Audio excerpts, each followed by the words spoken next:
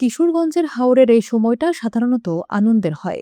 দিগন্তচূড়া সোনালি ধান কাটার মৌসুম, কিন্তু এবার সেই সোনালি দৃশ্য নেই। অতিবৃষ্টির পানির তোড়ে ভাঙছে কৃষকের সোনালি ফসল ঘরে তোলার স্বপ্ন। টানা বৃষ্টিতে অনেকাংশে ডুবে গেছে জেলার হাওর অঞ্চল। এতে ভেঙে গেছে লাখো কৃষকের স্বপ্ন। ফসল হানিতে হাওর পাড়ের মানুষ এখন দিশেহারা। হাওরে এখন শুধুই হাহাকার। চোখের সামনে তলিয়ে যাচ্ছে সারা বছরের হাড় ভাঙা পরিশ্রমের ফসল। জেলার হাওরের প্রায় সব এলাকায় একই অবস্থা।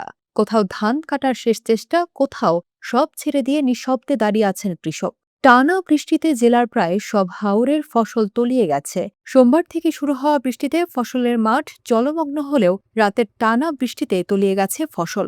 মঙ্গলবার ও বুধবার সকালে ঘুম থেকে উঠে কৃষকরা পানির নিচে কষ্টার্জিত ফসল দেখে কান্নায় ভেঙে পড়েন। আমাদের জন্য যেটা দেখা পানির তোলে একটা কিরি করছি না, সাধারণ কিছু করছিলাম গেছে গা তোলে আমার সব গেছে গা। 3 একর জমি করছি, 3 একরে 3 একরই পানি নিতে থাকা দাওয়ালের দাওয়ালের অভাবে মেশিন হইতো মেশিন তো এটা দাওয়াল মাউটি পাইতেছি না। এদিকে সমস্যা শুধু ফসল ডুবে যাওয়া নয়, যে ধান কেটে আনা গেছে সেটিও রক্ষা করা যাচ্ছে না। রোদ না থাকায় খলায় রাখা ধান পচে যাচ্ছে। অনেক জায়গায় ধানের চারা গজাতে শুরু করেছে। পরিস্থিতি আরো ভয়াবহ করেছে বাঁধ ভাঙনের আশঙ্কা। স্থানীয় কৃষকরা বলছেন, চেয়ে চেয়ে দেখা ছাড়া কিছু করার নেই। পাইকার হইছে বৃষ্টি হইতে হইতে রাত্রে দিনে বৃষ্টি হইতেছে, মানে আমার সুযোগ নাই, দাওয়ালের অভাব। এরপর মেশিন আপনার জানার নিজস্ব মেশিনও নাই, বুঝলেন? এই পরিস্থিতি আমরা আছি। আর পানি তো তলে যেতে থাকে, আঙ্গ পানি বেশি, বৃষ্টির পানিও বেশি। এদিকে আবহাওয়া অধিদপ্তর আগেই ভারী বৃষ্টি ও ঢলের সতর্কতা দিয়েছিল। কৃষি বিভাগ পাকা ধান দ্রুত কেটে ফেলার পরামর্শ দেয়, কিন্তু বাস্তবতা ছিল ভিন্ন। শ্রমিক নেই, যন্ত্র কম, আবহাওয়া অনুকূলে নয়। ফলে অনেক কৃষক চাইলেও সময় মতো ধান তুলতে পারেননি। জানা গেছে, কিশোরগঞ্জে প্রায় 2000 হেক্টর জমির ধান তলিয়ে গেছে। তবে মাঠ পর্যায়ে কৃষকদের দাবি, প্রকৃত ক্ষতি সরকারি হিসাবের চেয়ে অনেক বেশি।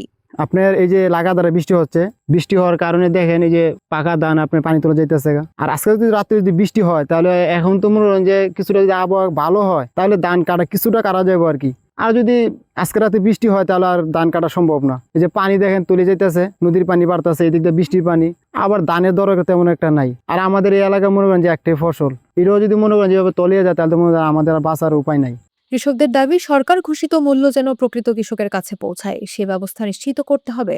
সংশ্লিষ্টদের আশঙ্কা, ন্যায্য মূল্য নিশ্চিত করা না গেলে ভবিষ্যতে কৃষকরা ধান চাষে আগ্রহ হারাতে পারেন। এদিকে কিশোরগঞ্জ পানি উন্নয়ন বোর্ডের নির্বাহী প্রকৌশলী মোহাম্মদ সাজ্জাদ হোসেন জানান, আগাম বন্যার হাত থেকে বাঁচতে ধান 80% পাকলেই কৃষকরা ধান কেটে ঘরে তুলতে পারবেন বলে আগাম সতর্কবার্তা দেওয়া হয়েছিল।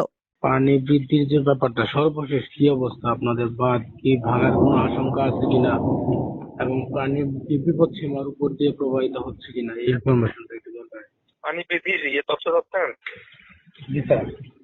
পানি বৃদ্ধি হচ্ছে এখানে আমাদের ইটনা ধনুবাউলাই নদীতে পানি হচ্ছে গতকালের তুলনায় 49 সেন্টিমিটার বৃদ্ধি পাইছে, কিন্তু বিপদ সীমার 130 সেন্টিমিটার নিচ দিয়ে প্রবাহিত হচ্ছে।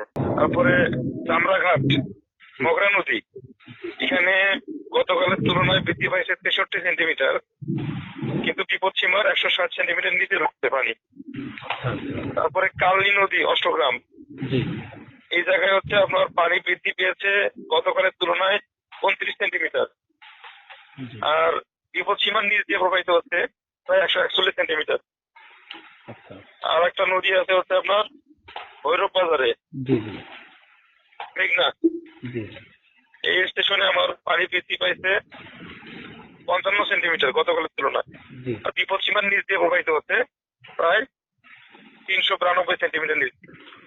তাহলে বলা যায় স্যার, এখন পর্যন্ত পানি বিপদ সীমার নিচ দিয়ে প্রবাহিত হচ্ছে সব জায়গায়। হ্যাঁ, চারটি স্টেশনেই পানি বিপদ সীমার নিচ দিয়ে প্রবাহিত হচ্ছে, কিন্তু পানি বৃদ্ধির যে হার যেটা দেখতে পাচ্ছি গত কয়েকদিন ধরে, এটা প্রতিদিন কিন্তু পানি আগের দিনের তুলনায় বৃদ্ধি পাচ্ছে। তো এটা যে কোনো সময় এটা হয়তো বিপদ সীমার কাছাকাছি চলে যাবে, বুঝতে পারছেন? আগাম বন্যার কোনো আশঙ্কা আছে কি স্যার? আগাম বন্যার আশঙ্কা তো থেকেই যায় একটা, কারণ হচ্ছে যেহেতু পানি বৃদ্ধি পাচ্ছে গ্রাজুয়ালি, এই ট্রেনটা আসলে আগামী পরে বোঝা যাবে। আচ্ছা, আরেকটা বিষয় স্যার, আপনাদের যে বাঁধগুলো, পানি উন্নয়ন বোর্ডের যে বাঁধগুলো আমাদের এখন পর্যন্ত ঠিকই আছে। আমরা সার্বক্ষণিক নজরদারিতে রাখছি, যে কোনো পরিস্থিতি যদি অ্যারাইজ করে এবং আমরা তাৎক্ষণিকভাবে জরুরি ভিত্তিতে ব্যবস্থা গ্রহণ করবো। এখন পর্যন্ত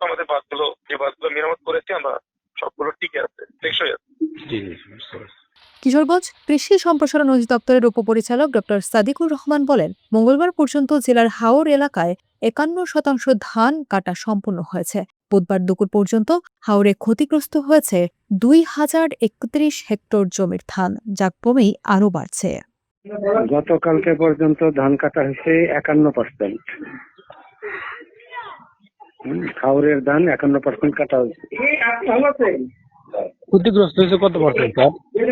পার্সেন্ট হিসাবে এখনো বা বলতে কত পারবো না, হেক্টর জমি তবে স্যার? কত হেক্টর? হ্যাঁ হ্যাঁ, এই দুপুর পর্যন্ত রিপোর্ট ছিল 2031 হেক্টর। এটা আরো বাড়তেছে। আমরা 5টার দিকে আবার আজকের দিনের যে চূড়ান্ত রিপোর্ট সেটা দেবো, কিন্তু দুপুর পর্যন্ত 2031 হেক্টর জমির ধান ফলাইছে। আচ্ছা, এই ব্যাপারে আপনারা কৃষকদেরকে কি দিক নির্দেশনা দিচ্ছেন স্যার? যে সকল জমির ধান অর্ধনিমজ্জিত আছে এবং অন্যান্য পাকা ধান, আধা পাকা ধান তাড়াতাড়ি কাটার জন্য এটা আমরা মাইকিং করে মসজিদে মসজিদে ঘোষণা দিয়ে বাজারে বাজারে মাইকিং করে এটা প্রচার করছি আর কি, যে আধা পাকা এবং 80% পাকা ধান যেন তারা তাড়াতাড়ি কেটে ফেলেন। আচ্ছা, ঠিক আছে স্যার, থ্যাংক ইউ।